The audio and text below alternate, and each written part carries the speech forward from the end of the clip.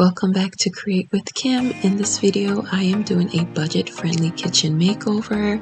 We just moved into our new home. It's a 1940s build and this kitchen is so outdated. So instead of getting new appliances and new cabinets, we are going to keep it budget-friendly and do a DIY kitchen makeover. So the first thing we did was take down the cabinet doors and remove the hardware off of the cabinets. They were so sticky, they were so disgusting. It was just unbelievable.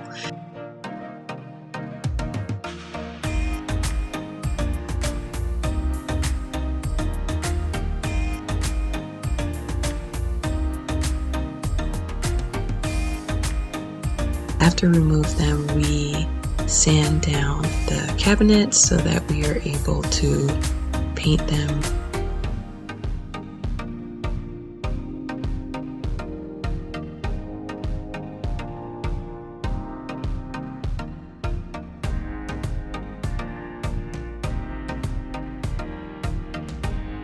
Sand it, I use the 80 grit, but it's working pretty well.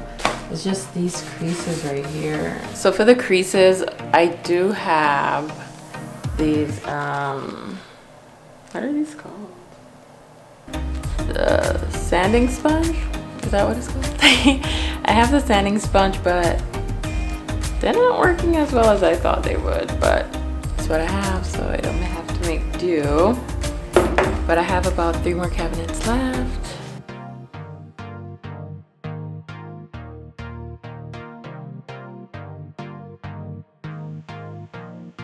And after they were sanded, we wiped them down to remove any dust to give the paint a smoother finish. And I'm not really sure what this is called, but I did not like it at all, so that was on my to-go list for this kitchen makeover. We've had this paint for about 2 years now, so I'm happy that we actually get to use it and paint our kitchen. I'm using these paint brushes that I've seen used in other kitchen makeover videos, and they worked really well, but I did go over them with a roller just because it gave a better finish.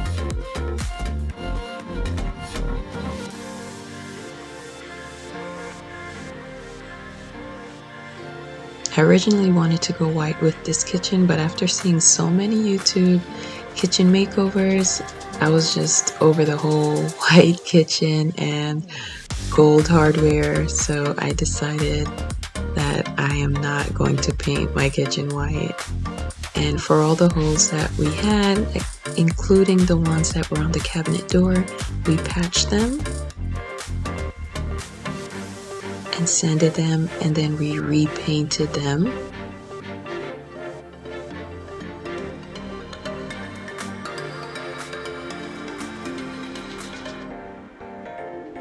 And then we primed them with a second coat of paint. And then did a final sand down on the doors and in the kitchen.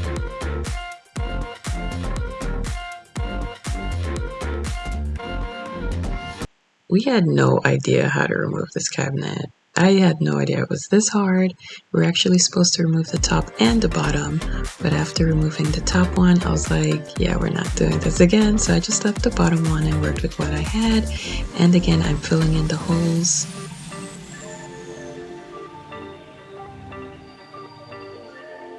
So I had no idea that cabinet paint was a thing. I've never painted my cabinets before. So after going to Home Depot, I chose the color and they recommended cabinet paint.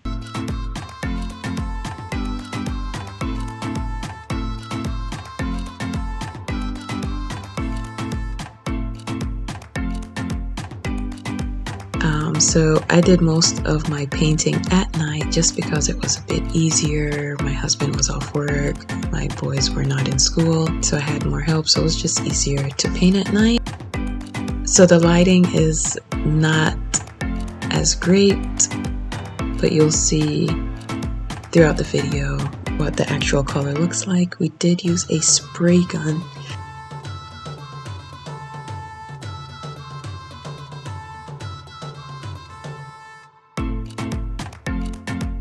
These floorboards were plastic. They were just brown and unpleasant to look at, to be honest.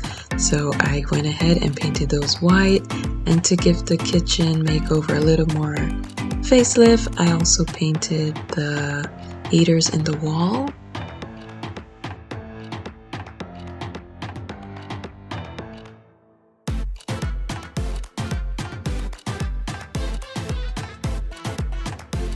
We don't use paper towels, so this paper towel rack had to go, plus it was definitely outdated.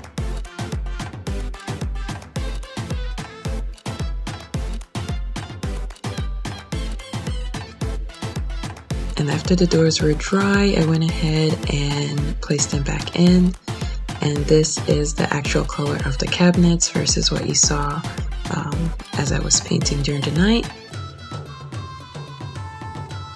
And these are the hardware that I am going to use. My husband actually chose these, and it turns out they matched the knobs on our front door, which was so perfect. I think it goes so well with this gray. And clearly my son did not want them on the cabinet. He thought they were his toys, but you know.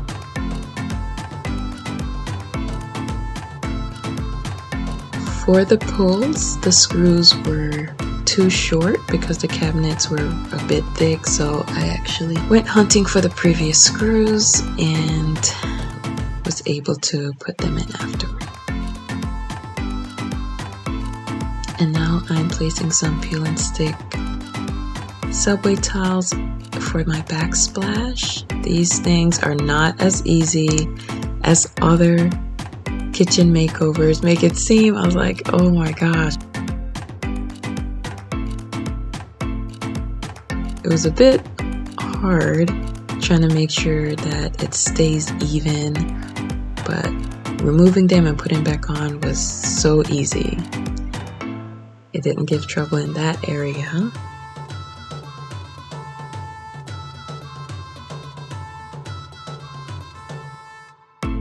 It was, I believe, about 14 degrees this night. The wall is so cold, they were not sticking at all. So I actually went in with liquid nail glue and had to glue them down. The following morning, I put in some molding just to give it a smoother finish.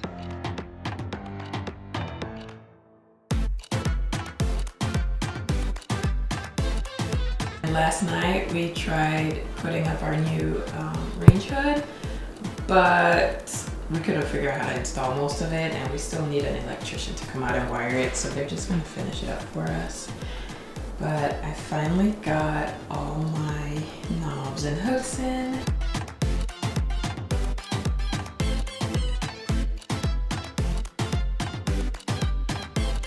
So after doing my YouTube research, I saw a video where I use a utility knife and cut where I want it to split, and it was definitely a fail the first go around, but I eventually got the hang of it. I did waste a couple floorboards and ended up using jigsaw for half of it.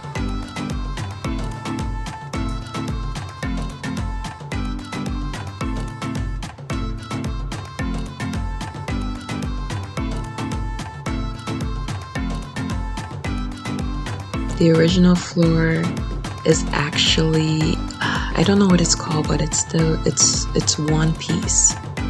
So I didn't want to remove that just because the home is so old. I did not want to discover anything that I could not fix. So that is why I'm tiling over the current flooring.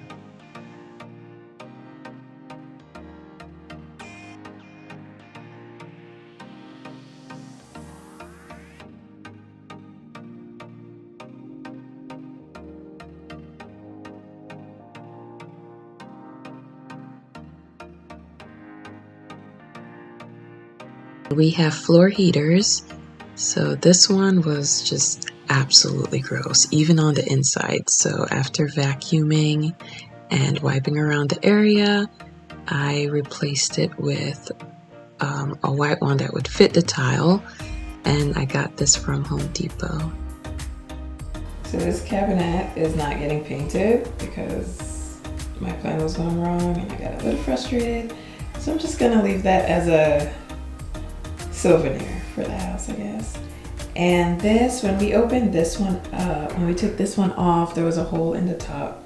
So we just put a piece of board over it. There were a couple holes in the walls, so I covered them up. So now I'm just gonna sand these little parts and go ahead and paint them over. Again, I'm using this sanding sponge.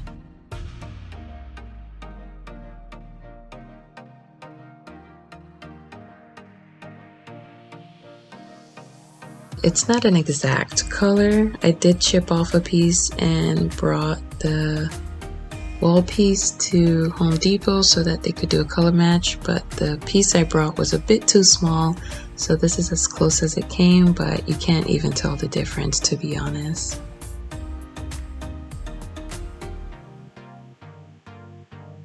And I learned my lesson. I cut the edge off this time so that I don't have to patch in the holes at the end, and I'm going to add some subway tiles on this part too.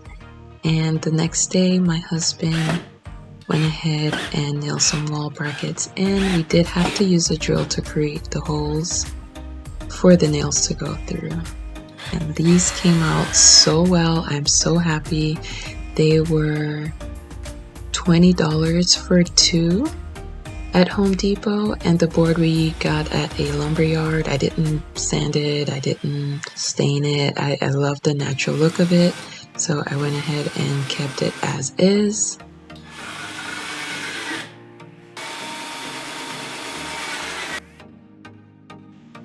And for the scraps, I'm just gonna lay it down here because I have a DIY project that I want to do for this makeover, and that includes these giant mason jars. They hold, I believe they're a gallon.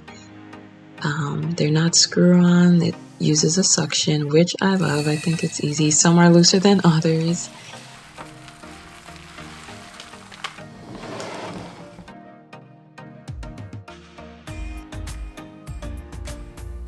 It definitely helps with storage, and it looks so pleasant. So instead of packing them in the pantry, we could display it on the countertop and it looks nice and neat. I love, love, love how this came out. Like, I love it.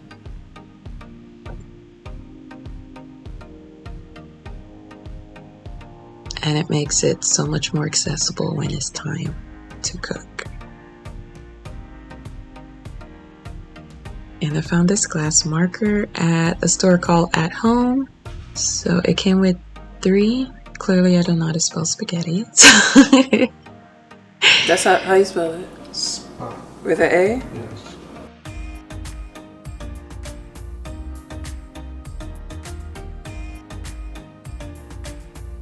Oh, and these jars I found at Walmart. They also have it at Target for $1 more. But Walmart is where I found most of it, and I believe I got about 4 of them at Target.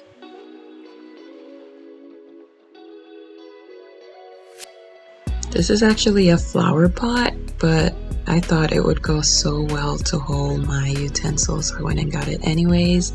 These little bins are from the At Home store as well, and you could also put labels in them. I did not.